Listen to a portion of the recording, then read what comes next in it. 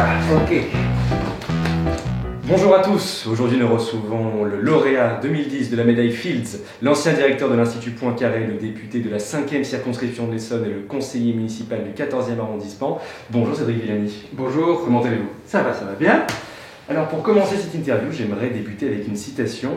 S'élever au-dessus de soi-même et comprendre le monde. Oui. Qu'est-ce que vous pouvez nous dire de cette citation? Gravée sur la médaille Fields, alors sauf qu'elle est gravée en latin, parce qu'il fallait une langue universelle. Je ne sais pas si j'arriverai à vous le retrouver en latin, transire. Je sais que transire est dedans et dans la citation, mais je sais plus le reste. Pour un fils de latiniste, c'est pas glorieux. Comment est-ce que vous arrivez à concilier vie politique et vie scientifique aujourd'hui? En premier, il y a plein de gens qui l'ont fait, à une époque où c'était peut-être moins difficile. En second, depuis 3 ans, j'ai fait beaucoup plus de politique que de science. Certes, beaucoup de sujets à l'interface entre science et politique, mais aujourd'hui, j'ai plus l'activité de recherche que je pouvais avoir à une époque. La première raison triviale pour ça est le manque de temps. Mais il y a eu une époque où des gens comme Fourier, des gens comme Laplace, des gens comme Borel, fondateur de l'Institut Poincaré, ont pu avoir une vie de grands scientifiques en parallèle à leur vie pour les uns de ministres, pour les autres de députés ou d'hommes engagés en politique. C'était avant l'époque de Twitter, des réseaux sociaux, du bain permanent d'informations, de l'attention permanente que demande la politique d'aujourd'hui. Ouais. Mais en tout cas, il y a ces exemples qui sont là. Et donc vous, aujourd'hui, vous privilégiez plutôt la vie politique? Aujourd'hui, clairement, il y a le temps perso, il y a beaucoup de temps politique, et le temps purement scientifique est très réduit. Toutes les semaines, j'assiste à un ou des séminaires avec des collègues mathématiciens. Ça me permet de me tenir au courant. Régulièrement, j'échange avec des scientifiques de bords variés, mais n'empêche, aujourd'hui, la première activité, c'est la politique. Et comme vous l'avez cité, c'est un engagement en multiples formes.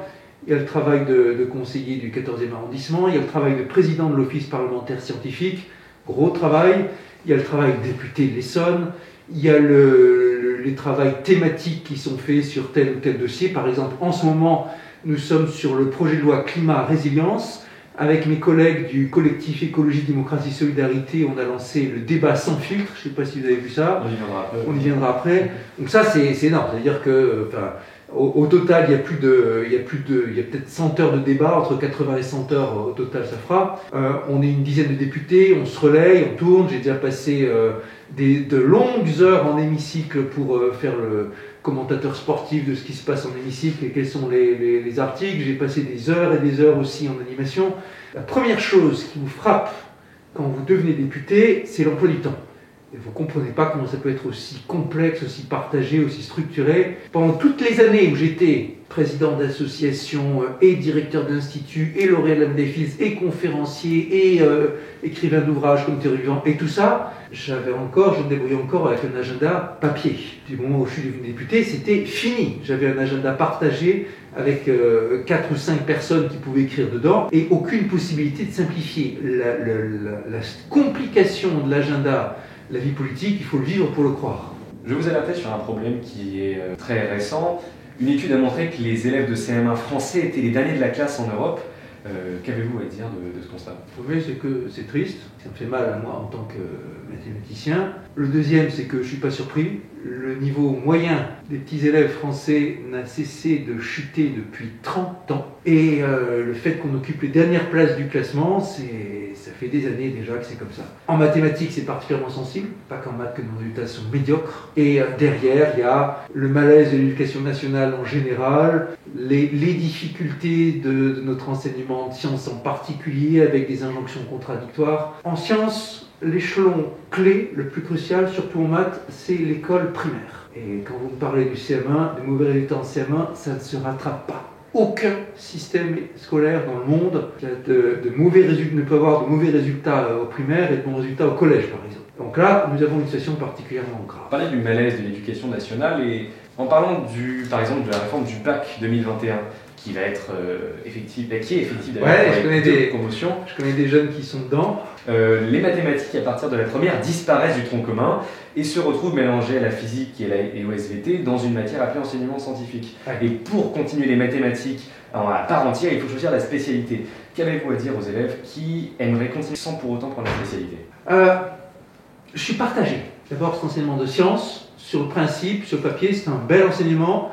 Et j'ai été enthousiaste quand il a été proposé. Cette idée d'un enseignement intégré dans lequel on parlerait sciences, physique, biologie, chimie, tout ensemble, ça correspond parfaitement à l'esprit dans lequel j'ai communiqué au grand public et dans d'innombrables classes de collège ou de lycée sur la mathématique intégrée aux sciences. J'ai fait des conférences à la Maison des Métalloges, j'ai fait tout un coffret de conférences, vous allez voir pour 10 heures de conférences, qui s'appelle Un mathématicien au métallo, dans lesquelles je parle de mathématiques de la chauve-souris, mathématiques de la mesure de la Terre, l'histoire de la querelle entre un tel et un tel, et qui intègre les différentes sciences. Donc ce cours, sur le papier, il est ambitieux et il correspond exactement à l'esprit interdisciplinaire exigeant dans lequel j'ai placé ma communication scientifique. Maintenant, force est de constater que globalement, ce cours, il fonctionne mal.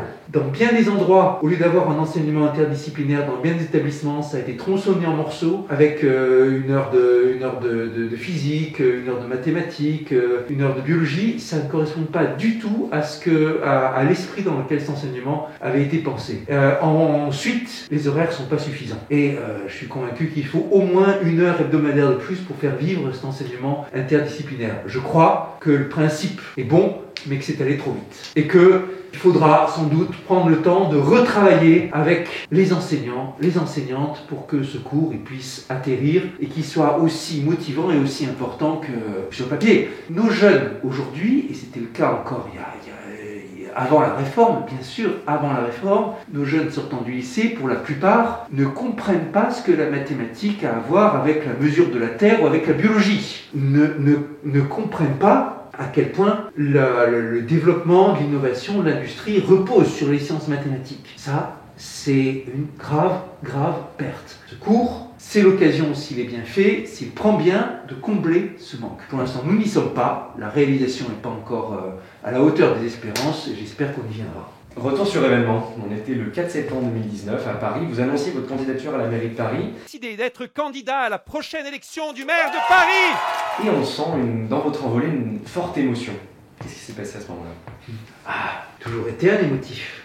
Et là, c'est un moment très particulier. D'abord, c'est un moment extrêmement attendu avec tous les journalistes possibles qui étaient là en train de ne pas perdre une miette de l'événement, mais qui nous avaient harcelés avec mon équipe depuis longtemps pour savoir quel jour, comment, quel contexte et tout ça. Puis j'étais au milieu des militants. C'était une équipe dans laquelle il y avait beaucoup d'enthousiasme. Alors, je dois dire, aucun d'entre nous n'imaginait les difficultés phénoménales qu'on allait rencontrer dans cette campagne qui a duré. Et finalement, vous êtes conseiller du 14e arrondissement de Paris. Comment ça se passe au conseil du 14e arrondissement?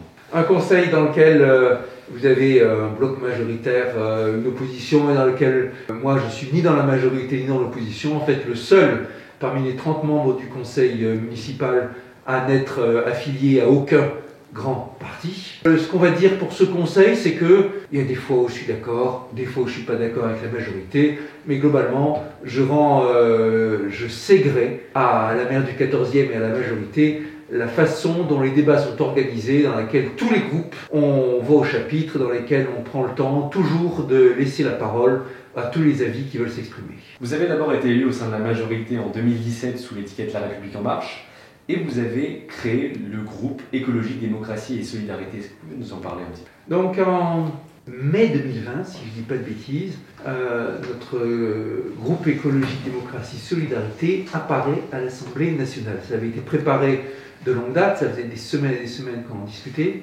On était 17 députés, un peu plus que la limite de 15, le minimum qu'il vous faut pour constituer un groupe à l'Assemblée nationale. On aurait dû être 19, mais le jour même On a eu deux défections de deux députés qui étaient littéralement, je dis bien littéralement malades avec l'angoisse de cette création, qui était un acte un peu de transgression par rapport au groupe majoritaire, et qui se sont désistés au dernier moment. Finalement, on était 17. Et c'est un groupe qui a tenu pendant un certain temps. Tenu parce qu'après, avec quelques désistements, on est repassé en dessous du seuil des 17. Il y a eu trois désistements pour des raisons variées. Et pendant le temps de son existence, il a eu grande activité et on a mis sur la table beaucoup de sujets. Avec en particulier un moment extrêmement fort pour moi, qui était la niche parlementaire en octobre, pendant laquelle nous avons porté, d'abord, auparavant on l'a porté dans des commissions spécialisées, commissions permanentes, et ensuite on l'a porté en hémicycle, des sujets qui nous tenaient le plus à cœur. Il y avait 4 propositions de loi qu'on avait mises au point.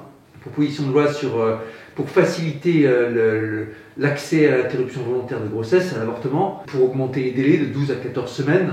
Une proposition de loi sur la condition animale, pour celle-là c'était moi qui étais rapporteur, avec des mesures fortes, non seulement, comme ça a depuis été adopté, le retrait des animaux sauvages des cirques par exemple, mais aussi des mesures très fortes en accord avec le référendum pour les animaux, mesures très fortes comme la disparition de l'élevage en cage pour différentes filières avec des horizons entre 2025 et 2030, la généralisation de l'élevage plein air 2040. Je suis aujourd'hui très engagé sur la cause animale et récemment j'ai été élu 2e personnalité politique francophone engagée dans le monde pour la cause animale. C'était l'occasion pour moi de défendre cette proposition de loi. Pour des motifs d'obstruction parlementaire, il n'a pas été possible de la défendre vraiment. Le débat s'est arrêté avant même qu'on adopte un seul article. En tout cas, c'est notre 2e proposition de loi. On avait 2 autres en réserve.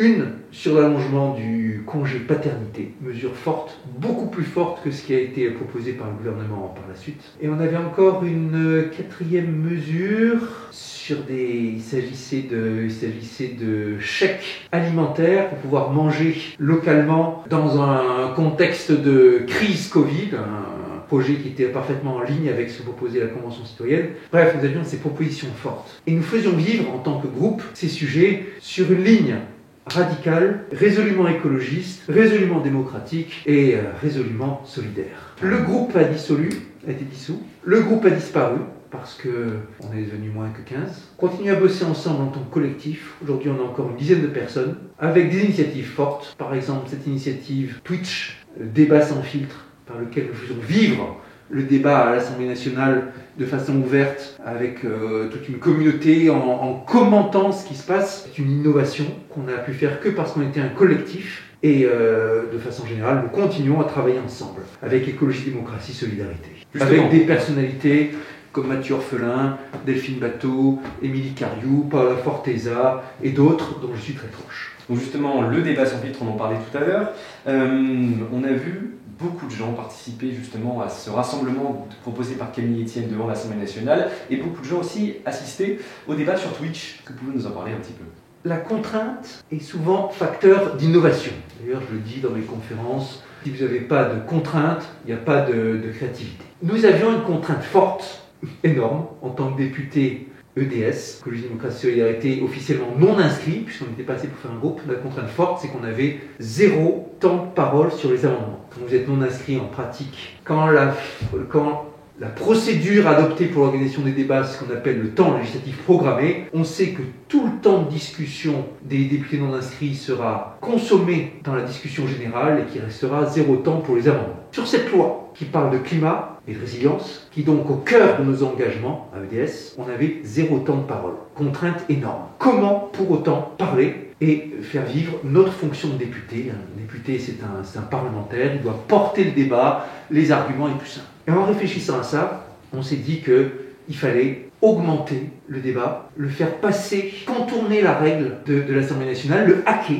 Et on a utilisé pour ça Twitch, qui est très utilisé pour les commentaires, pour les gamers, pour les commentaires de jeux vidéo, commentaires de sport. Et donc on a abouti, par essai-erreur et avec un support technique, à cette formule du débat sans filtre, dans laquelle simultanément, il y a un débat qui se tient sur Zoom, entre des invités thématiques en fonction du thème qui est discuté au Parlement. Il y a les députés qui sont en permanence, qui au fur et à mesure informent sur ce qui se passe à l'Assemblée. il y a le fil de discussion, et dans lequel on fait des allers-retours entre ce qui se passe à l'Assemblée, ce qui se passe dans le débat, dans lequel on commente, on invite des personnalités de la société civile, des associatifs, des citoyens, on fait des interviews de députés, on fait des commentaires, exactement comme un commentaire sportif avec le chat. Là, attention, on sent qu'il y a la tension qui monte, il y a un moment tendu, le gouvernement peaufine ses arguments, les rapporteurs prennent plus la parole que d'habitude, on se demande quelle sera la parole. Tiens, l'aile la plus à gauche parmi les Républicains va voter ceci. Tiens, ici on a au sein de la République En Marche une scission, donc on fait comme ça les commentaires, on dévoile les coulisses. Et donc ce débat sans filtre, il se cale sur les horaires parlementaires. C'est un texte à rallonge, c'est un texte fleuve, donc c'est 80, peut-être 100 heures de débat. Et donc quand on dit le débat sans filtre, c'est à la fois sans filtre en référence à la promesse du président que les propositions des citoyens de la Convention climat seraient examinées sans filtre. On sait bien que le gouvernement a mis des filtres énormes. Notre travail de parlementaire, c'est au moins dans le débat d'enlever ces filtres, de rajouter, de parler de ce que c'était au départ, de revenir à l'ambition forte des citoyens. C'est sans filtre pour ça. Mais c'est aussi sans filtre parce que nous sommes comme des députés filtrés par la règle d'absence de temps de parole. Et il s'agit au contraire, de contourner, de reprendre la parole. Mais c'est aussi sans filtre parce qu'on inclut les citoyens. On leur montre les coulisses de l'Assemblée nationale. Coulisses, pas tellement parce qu'on ne voit pas ce qui se passe. Il y a les caméras, il y a la chaîne parlementaire, tout ce que vous voulez, on voit sans arrêt. Mais les règles sont tellement compliquées, les prises de parole, l'ordre dans lequel ça se fait, les règles implicites, qu'il y a un filtre implicite. Et ce filtre aussi on l'enlève, en montrant à voir les coulisses, en expliquant comment ça se passe de l'intérieur. Cette façon de hacker le débat, de désintermédier, autant que possible, elle correspond très bien à notre cœur de vocation, écologie, démocratie, solidarité. Le parti auquel je suis rattaché au terme du financement public, c'est Génération Écologie, un parti qui se veut très radical, très impliqué sur les questions d'écologie. Mais d'autres parmi nous, par exemple le parti auquel Paola Forteza est rattaché, c'est le parti Pirate, un parti qui met un point d'honneur à être extrêmement fort sur les réseaux sociaux, sur les nouvelles technologies et associer autant que possible directement le citoyen. Donc justement, on a vu vos activités sur Twitch et on a pu voir aussi d'autres streamers comme Samuel Etienne émerger sur les réseaux sociaux ou encore Jean Massier qui Jean Massier, bien sûr. Jean Massier, streamer très connu, Acropolis dans le milieu politique. Ils sont tous là ce soir, invités. En tout cas, Massier est notre invité sur Twitch ce soir, là, ce mardi 6 avril. Ouais. Mais il y a aussi, je ne sais plus qui, on a plusieurs invités. On a Usul qui est extrêmement actif sur Twitch. On invite Deputwitch, alias Hugo Bernalicis de la France Insoumise, qui est très actif là-dessus. On invite Denis Masséglia, député LREM Gamer, qui est lui aussi un grand habitué. Donc ils seront tous invités. Je serai à l'animation ce soir entre 23h et minuit pour la clôture.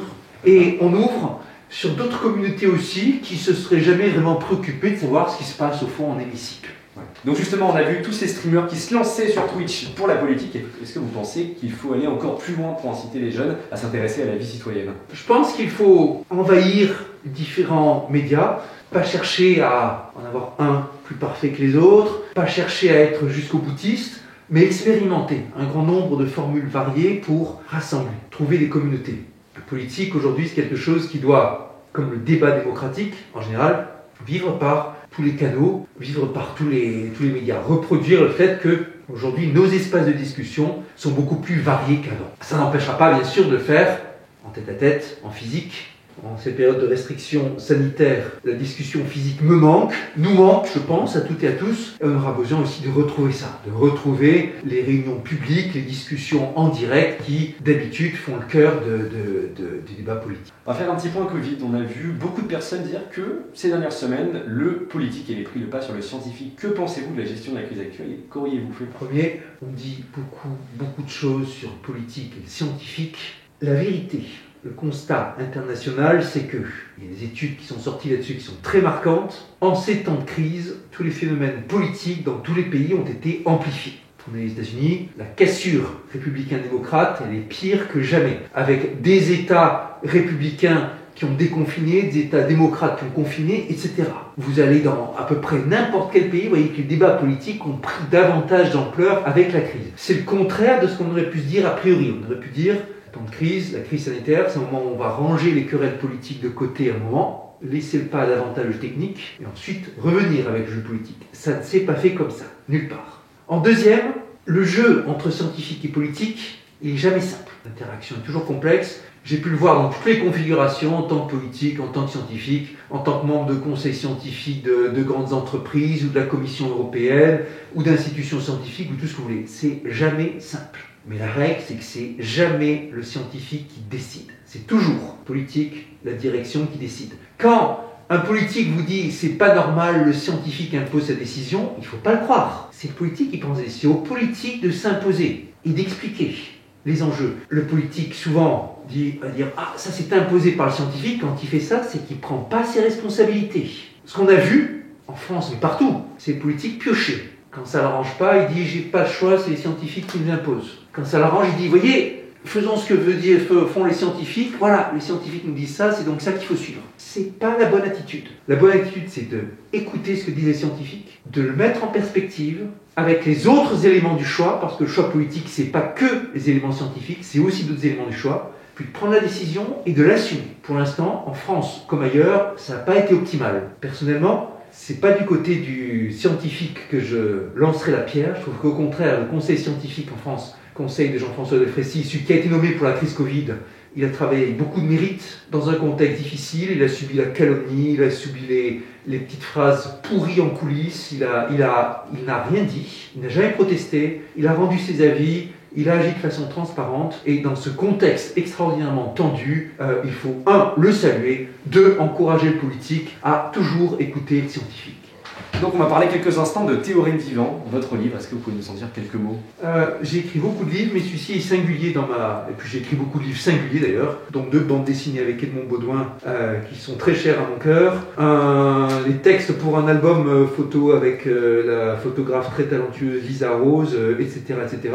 Mais n'empêche, celui-ci a un statut très particulier. Théorème vivant, c'est à la fois mon expérience personnelle de mathématicien, racontée le plus exactement possible et comme un roman d'aventure. L'éditeur s'est demandé s'il n'allait pas indiquer roman sur la couverture, tellement c'est raconté avec les codes d'un roman. Et le plus exact possible, mais en même temps impressionniste, en donnant la priorité aux émotions et aux ressentis personnels, subjectifs, du mathématicien aux manettes en l'occurrence. Donc, il y a des mots techniques qui ne sont pas expliqués, il n'y a pas besoin de les comprendre et il ne faut même pas chercher à les comprendre.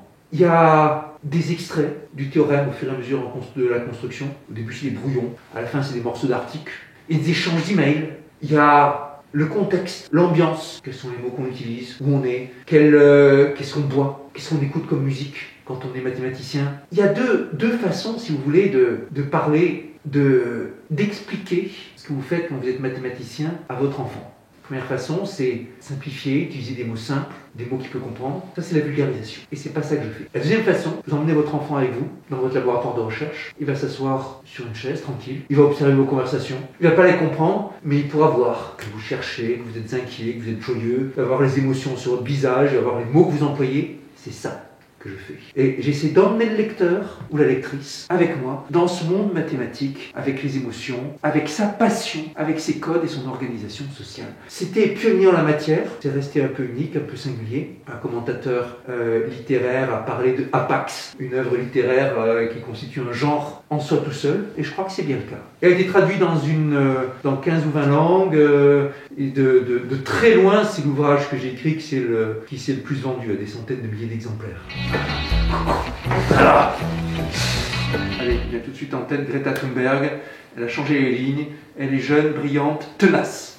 Dans mon engagement politique, c'était pas prévu que je devienne député. J'étais engagé dans la campagne présidentielle, déjà pas prévu, mais une des raisons qui m'ont fait franchir le pas de venir présenter comme député, c'était dans la campagne présidentielle, le meeting d'Emmanuel Macron à Lyon, un des premiers grands meetings dans lequel j'étais présent, et voir la ferveur du public sur les questions européennes, ça a joué un rôle majeur. Je me souviens très bien de ces militants agitant la pancarte Europe, Europe. Je me suis dit là, voilà, pour l'Européen résolument fédéraliste que je suis, c'est une occasion de s'engager. Alors, par la suite, je suis sorti de La République En Marche. Je suis très critique, mais c'est pas lieu d'en parler, sur leur positionnement. Très déçu qu'on n'ait pas pu avancer plus sur l'Europe, sur l'écologie. 1000 choses à redire, mais n'empêche, ce meeting, ça a été un moment politique fort qui a en partie déterminé la suite de ma carrière.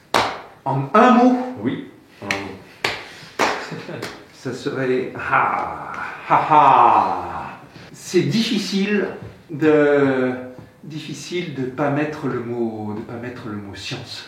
J'ai réfléchi dans le temps, j'ai réfléchi à l'exercice de dresser un programme politique en 10 mots. Et je l'ai fait, hein. Et dans un bouquin, les 10 mots que représentait mon engagement, fierté française, souveraineté européenne, progressisme éclairé, conscience du monde, libéralisme égalitaire, ça fait 10 mots, c'est 10 fois plus qu'à un moment donné. Mais en tout cas, dans la question progressisme éclairé, le mot éclairé est le plus important. Ah, si, allez. Non, je ne vais pas mettre science, je vais dire le mot c'est lumière. Vous le mettez au singulier ou au pluriel comme vous voulez, mais c'est lumière. Mes enfants, alors c'est pas vraiment moi qui l'ai réalisé, hein. Il y a la génétique, on se retrouve pris là-dedans sans être maître. Alors, quelque chose que j'ai fait moi-même de A à Z et dont je suis particulièrement fier, quand même, la médaille Fields. Alors, derrière la médaille Fields, il y a un théorème fait avec mon ancien élève, Clément Mougot, théorème sur l'amortissement de Landau, ça j'en suis extrêmement fier. Les réalisations dont je suis plus fier, en tant que scientifique, c'est la théorie de l'amortissement de Landau et mon ouvrage sur le transport optimal, un pavé d'un petit millier de pages, qui m'a occupé 2 ans et demi de ma vie, et mes estimations sur la production populaire de l'équation de Boltzmann. Et pour ce qui est des livres, ça, s'il y avait un ouvrage à retenir, ce serait lui. En ce moment, je suis en train de mijoter un laboratoire d'idées dont j'espère bien pouvoir vous parler un jour. L'engagement, allez-y, franchement, gardez en tête que, premièrement, si vous voulez faire bouger un sujet, commencez par approfondir comme un fou, comme une folle, avant d'aller publiquement sur le sujet. Vraiment, la bonne connaissance technique du dossier. Gardez toujours votre sincérité, excès de sincérité, même s'il y a un peu de naïveté dedans, est 1000 fois préférable à l'excès de cynisme. Changez de temps en temps, bougez pour le principe, et puis laissez faire le hasard. C'est très important de laisser une part de hasard dans votre engagement. De toutes les choses qui m'énervent, à coup sûr, celle qui m'agace le plus, c'est quand on essaie de me ranger dans une case. Il a voté ceci, il est cela, il est comme ceci, et ça, j'ai jamais supporté. Il y a eu une époque où j'étais le petit gamin hyper timide. Il y a eu une époque où j'étais le génie mathématique. Il y a eu une époque où j'étais le député comme ceci, comme cela, le député intelligence artificielle, ou qui sait quoi. Ça n'a aucun sens de ranger les gens dans des cases. Et le décloisonnement, le partage des expériences entre personnes de bonne volonté, ça a été pour moi le moteur le plus important du monde. Et je suis persuadé que c'est ça qu'il faut pour faire avancer la société. Mes amis, abonnez-vous à Demain Citoyen.